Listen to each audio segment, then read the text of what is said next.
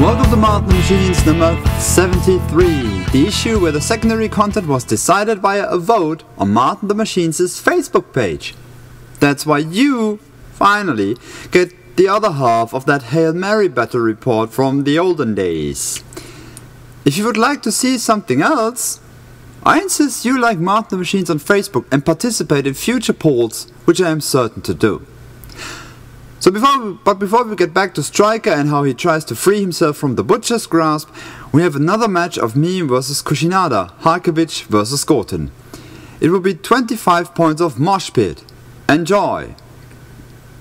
Okay, since I got the first turn, here's my Harkevich 25 points strike force. Izak Harkevich, Black Ivan, Alexandra the Spriggan, Doom Reavers with Greylord Escort and a Golden Lord. Gorten had 2 gunners, a blaster, a driller, a max unit of Forge Guard and Thor with a basher. Maybe I should state it ahead of time, this was still a teaching match, because there's a lot to be learned, especially about Gorten, and she wants to be firm on all the rules by December 1st, because at Bond's second Katina games she wants to participate. So some of my decisions may not be up to even my embarrassingly low level of play. Anyway, my first turn was running most things up, except for Harkevich, who cast Escort, in my biased opinion hands down the best Jack spell Kato has available to date. Oh, and the Golden Lord, who power boosted Ivan, who then ran. Gorten responds by allocating a focus to each bunny and keeping 2. The Forge Guard ran up. Then the Blaster walked up, sprayed the Doom Reaver leader with a powerful shot, but the guy made his tough. Now, having easy line of sight, the first gunner walked up and shot the Greylord Escort service in the face. But he was also tough. That is, until the second gunner powerfully shot him in the face when he was down. Thor activated, drove the basher and advanced. The basher then ran over to Gorten's left. Speedy little package, that is. Gorten activated, moved up and placed a rock wall. Second turn for Kato. Harkevich gave a focus to Alexander, upcaped Escort. The Golden Lord moved and power boosted Ivan. The Doom Reavers, with their leader knocked down, simply moved up into the Forge Guard. Except for the one that was out of control when they activated and that had to advance towards the leader. Note to self, Command 7 is worlds away from Command 9. In a perfect game, there would now have been a lot of bloodshed, but between missing and serious damage roll whiffage, as indicated here, and simply not having targets, I kill a single Forge Guardian and put serious hurt on the 2 gunners. The Forge Guard makes a command check and Alexander runs up. Ivan moves up and lobs a bombard shot across the ongoing close combat, across the driller, right at Thor's feet, who is unsurprisingly knocked out of his boots. Harkevich himself simply moves up. See a Forge Commission turn 2. Looks messed up to you? Well then, here's how that went down. Gorten, yet again, gave a focus to each bunny, dropped the rock wall, kept 2. The driller moved to the right and slightly backwards to make room. The blaster moved over there where the driller was, and then fired a powerful shot at 2 of the Doom Reavers, but he only took 1 of them out. Then Gorten, through the opening thusly provided, charged the leading Doom Reaver and knocked him flat with Forge Father. He then cast Rock Wall, placing it behind Alexander, feated and pushed all of my stuff, except for Harkevich, who wasn't in, while Ivan was in by fractions of an inch, and except for Alexander, who got stuck in the wall, back to my table edge for 8 inches. Very craptastic. The first gunner then fired into the Doom Reavers that got stuck in Alexander and took him out. Then the basher slammed Alexander into the wall for good damage. The second gunner shoots Alexander, plinks more damage in. The Forge Guard charges. The foremost one reaches the Doomy stuck with Harkevich and takes him out, and 3 more reach Alexander. But man, that really Jack took a beating. At this point, he was only hanging on in there by like 1 or 1.5 columns in total or something. Turn 3 for Kato. I spot a kinda long shot, but I figure I'd need to take it lest I lose by attrition. Harkevich hangs on to all of his focus, Escort is dropped. I wanted to do the Doomies first, but the leader might have killed too many of the Forge Guardians for this to work, so they would have to wait. Ivan goes first, aims and shoots the Forge Guardian in front of Harkevich and misses. Stupid Gorten feed with stupid -3 rat. Colon Lord moves up and gratefully frostbites the Forge Guardian off the board. Time to see if I can do the pinball. Harkevich charges the Forge Guardian straight across from him, beats him back, takes him out, is in range of another one, buys another attack, takes him out, beats back, has the next Guardian in range but not Gorten, does it again, and then goes to pummel Gorten. While I do land a crit, I also miss an attack, which leaves Gorten alive and me as a miserable Forge Father target. I still activate the Doomies, and the leader easily butchers the Forge Guardians he can reach. The other one with the target takes a good portion out of the bunny. Alexander menacingly moves towards Gorten using Bulldoze. Gorten's turn 3, he keeps all focus, he drops Rock Wall, he casts Strength of Granite on himself, because he can, and then it's hammer time. Gorten wins. In hindsight, missing the attack cost me the game most likely, but it was still very fun. At first I thought the Forge Guard were going to be easy Doomie fodder, but with the loss of the unit attachment and the leader knocked down and some bad rolls, I probably wouldn't really play any different.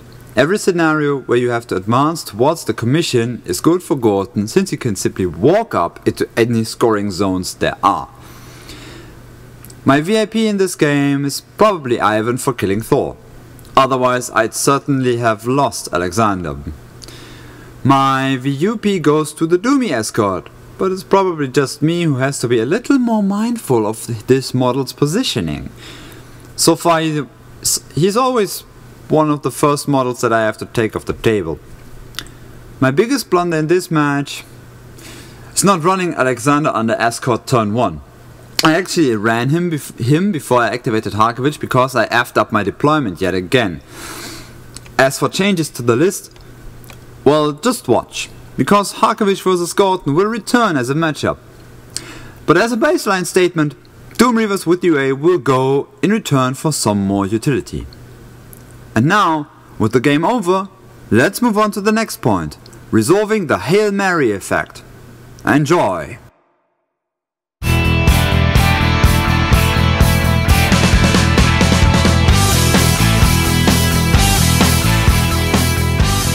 Welcome, or rather welcome back, to the Hail Mary effect. In issue number 58, I presented you with the following tight spot. Stryker blew his feet, the Butcher didn't. The Stormblades are reduced to 6 men, 2 of which are gunners. Stryker's 2 heavies are still fully functional, but they are knocked down and blind, meaning that they have to forfeit either movement or active action next turn. The Squire still holds 3 focus. Beast is down to 50% of its boxes, all other jacks, yours as well as the opponents, are pristine. The Squire still holds 3 focus. The Great Bears are still affected by Iron Flesh, but the Butcher is sitting on just 1 focus. Stryker's in the lead by 1 control point, and it will be his chance to score on the next turn. The question was how you'd proceed with the game. Again, the teaser, the game will last another 3 rounds. And here is how it all proceeded. Signal round 3. Stryker and the Journeyman both upkeep their respective arcane shields. Stryker also allocates 3 focus to the Lancer, 1 to Old Rowdy and 1 to the Hammersmith. Both heavies spend the focus to shake knockdown. Rowdy forfeits action and backs off. The Lancer charges Victor, does a bit of damage, but mainly goes for shield attacks and buying extra attacks with the shield to fry the Cortex. Next, Stryker goes, moves and fires his gun at Boris, disrupting him. The gunmage Captain Adept succumbs to his twitchy trigger finger, moves and shoots the Outman Codon Lord.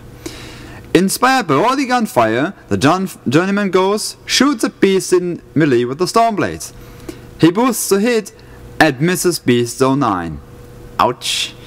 The bullet hits the Stormblade officer in the back, killing him outright. But as far as repercussions go for the Journeyman, either nobody saw that, or he was a Cadoran spy, or nobody actually liked that officer. It's probably the latter, because now the Stormblades activate and advance. One of them shoots Gorman down, another one shoots and even hits the Butcher, killing Harkevich in the eye of the Stormblast. The rest do a combined melee attack that takes out Beast 09. The Hammersmith moves into the control zone. Stryker then scores another control point. Cardo turn 3. The Butcher up keeps all focus and drops Iron Flash. He then moves up into Beast's rack, feeds and kills a Stormblade, buys another attack, kills another Stormblade, casts full throttle and Iron Flashes himself. The Blades make their check. Boris runs for my right hand control zone.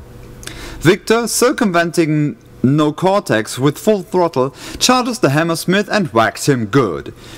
The Cossacks move, try to shoot the Gunmage Catnapped, fail to hit, and then reform back onto the control zone. The Great Bears of Gallowswood then charge the Hammersmith, Journeyman Warcaster and Old Rowdy, killing the Journeyman, destroying the Hammersmith and laying some hurt onto Rowdy. The Butcher gains 1 control point. 4th round for Signa. Stryker gives 3 focus to Rowdy, drops Arcane Shield, and then first off, the Stormblades activate and combined melee attack the Butcher for some more damage. Then Rowdy tramples through the bears in order to clear Stryker's charge lane, and he takes out Kolsk, which was important, and Yarovich, who toughs it out, but he doesn't take out Volkov. The Gunmage Catnapped moves, takes Yarovich out with a snipe shot when he was down. And then Stryker page 5's it by charging the Butcher himself. The charge attack hits hard, but the follow-up attacks miss due to Iron Flash. The Squire trundles into the middle zone, scoring Stryker another control point. Cardo's turn, Butcher up keeps Iron Flash. Boris enters the right control zone. The Butcher then wants to introduce Stryker to Lola, but misses. I had forgotten that stupid base-to-base ability giving Stryker +2 defense while in contact with Rowdy and stuff. The Butcher then casts Full Throttle, which, by the way, was completely useless, for it does not boost the Butcher's attack rolls. He buys another attack, hits and hurts Stryker, he buys another attack, hits and sorta whiffs the damage, for Stryker is still standing. As a last ditch effort, Victor charges in on Stryker and Rowdy, but even with boosted attacks, my dice decide against me and he misses with both the initials. Nonetheless, the Butcher scores 2 control points. Round 5, Stryker allocates 2 focus to Rowdy, just in case. The Stormblades activate and their 3-man combined melee attack is enough to finish the Butcher off. The Stormblades win! In hindsight, here's another reason not to throw the towel even if he apparently has you by the balls. At a few points, this could have gone either way. If, for example, Stryker's other attacks had hit, that would have been a much earlier end for me. Or if I had played it right, boosting to hit instead of casting for throttle, which didn't even help. Or if I had not triggered hyper aggressive on Beast, which would have gotten it into combat later, and on his own conditions. Seriously, that ability is like, I think it's as much a trap as advanced deployment is on Epic Iris. I hope that I'll have more Hail Mary moments for you. They have been very sparse ever since, and I'm not exactly good at engineering them. For your next issue's battle report, expect some more epic Harkevich vs Gorten action. That is, the action is epic. Harkevich is not epic yet. But until then, farewell.